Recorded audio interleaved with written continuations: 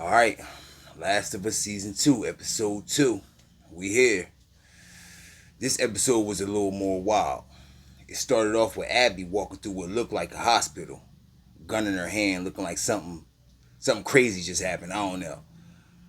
But more or less, it looked like she was going through some psychological stuff because she could physically see herself while she talking to her. You know how everybody got that voice in their head. Some people got that voice in their head that tell them, no, don't do this. You shouldn't go this far. Don't go that way. It's just something, that voice in your head that tell you, don't do this.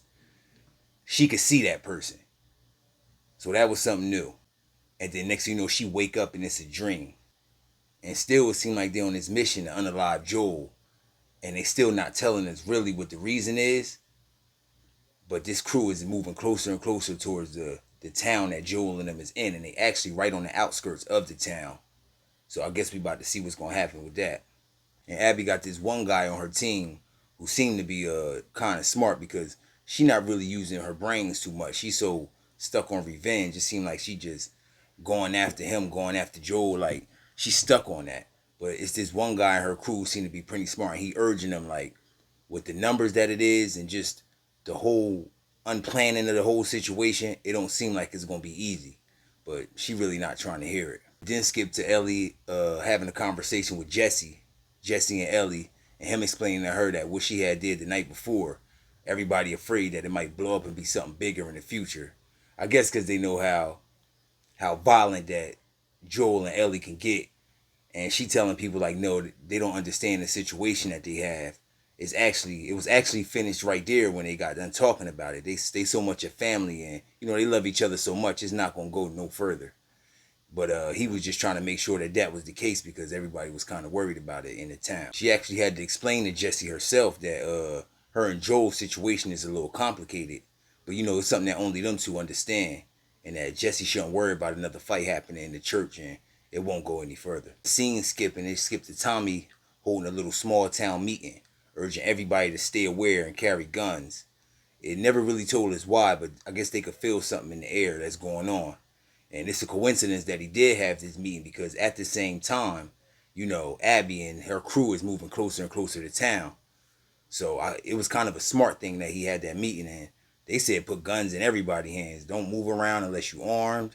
Stay aware at all times. It then skipped to a scene with Jesse and Tommy's wife, who's played by Rutina Wesley, take Ellie to go apologize to the elder I spoke on, who she fought in the last episode behind the dance and the kissing that her and Dina was doing at the party. So they made them two kind of, apologize to each other because, everybody, it's so much going on. They don't want to have to worry about people fighting each other and people having altercations with each other. They really don't have time for that. So they just wanted to make sure that them two wasn't still getting into it. And they both apologized and moved on from the situation. And in my opinion, Rutina Wesley, she do a good job at playing Tommy's wife because her character is a real tough character.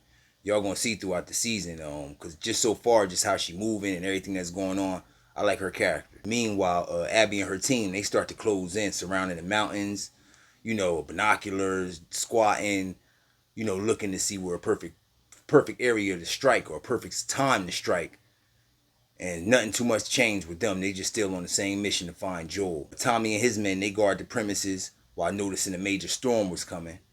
It's like the whole aura around the beginning of this episode, something was brewing. You could tell because everybody was just on high edge. It was just one thing after another, and you could just feel it coming. And at the same time, the patrol squad is out, doing what they do on patrol, and which consists of Ellie, Jesse, and the rest of the patrolmen and women.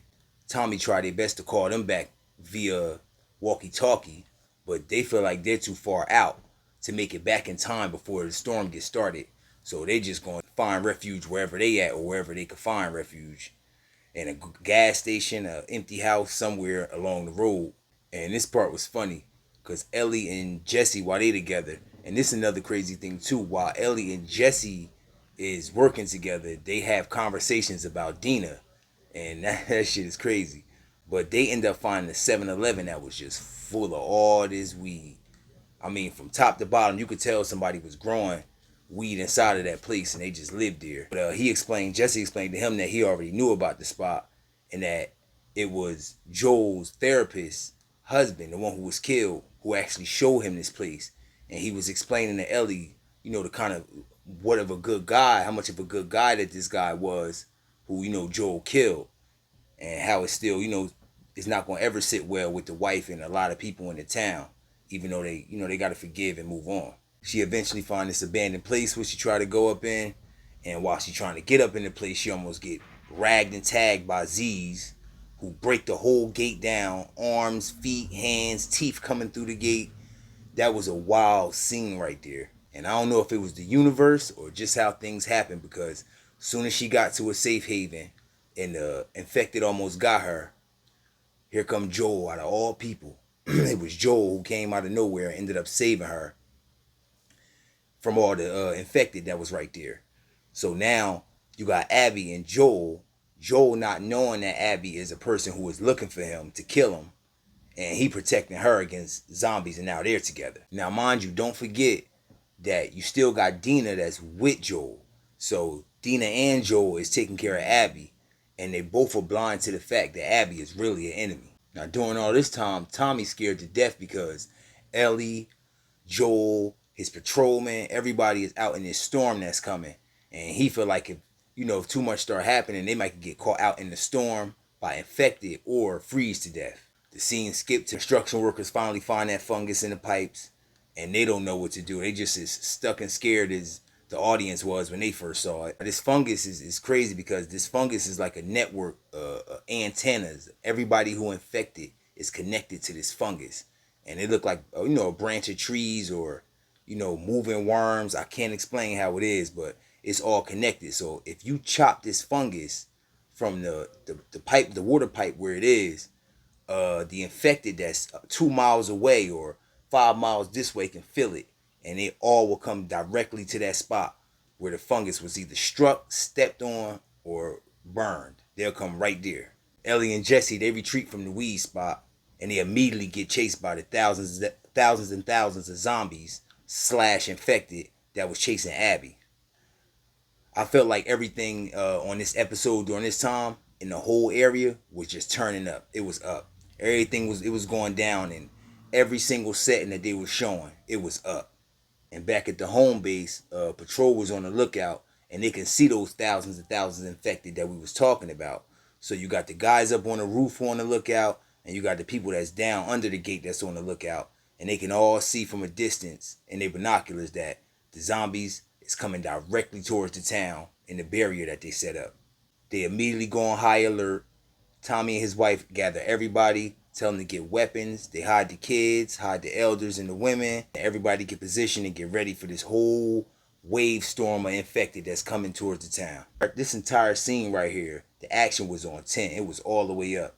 Tommy took command on the top and set the perimeters and took down as many Z's as he could, while the infected tried to break the gate that was down under him where the main door was. They was slamming it using, force field, one body on top of the other, just hitting it, boom, force field. They can't feel no pain, just tearing the gate down till they eventually broke through.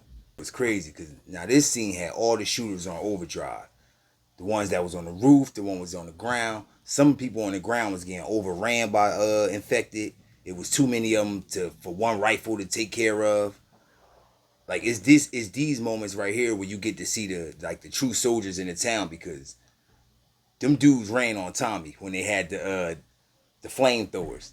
They had the flamethrowers to wipe them all out. About 2 or 3 of them dudes ran on Tommy, and it was some of the women and some of the younger men who was there with weapons who held Tommy down at that moment. Would y'all do the same thing if it was that many Z's there in y'all town? Let me know. That whole community was like a little city, and the way them zombies started crushing in and the way they started tearing everything down, busting through the stores, running through doors, windows getting broken, shells falling, like all that hard work just went in just that one little wave of Z's that came. But you still got to give credit to like Tommy, his wife, and all the soldiers that was around, because they was holding it down for a minute. And then the next thing you know, that big creature, the big one, the big Z, what you call it, the big clicker, bust through the gate. And behind him, he had a wave of a whole bunch of them too. Now at this point, Tommy was starting to spaz out because in his eyes, he saw the big creature going for his wife. She didn't see the creature coming. She was too busy shooting the other creatures.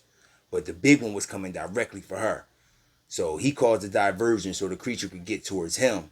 And he ended up getting boxed in this corner with the flamethrower and ended up cooking the big zombie. I mean, between the both of them, he caught a nice fade with the big giant one before he burnt his ass up. Abby crew was still searching for her at this moment, and they not knowing that she was Joel. They finally reached the house, and Abby was there with Joel and Dina.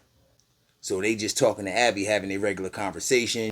Now, it was crazy when I saw it because I can't blame Joel and Dina because Abby took them to their house. Now, Dina and Joel had no idea that this was a hideout, place for people who was looking for him to do something to him. So they went there willingly. And while they was there, Dina noticed a book bag that was there that had WLF on it.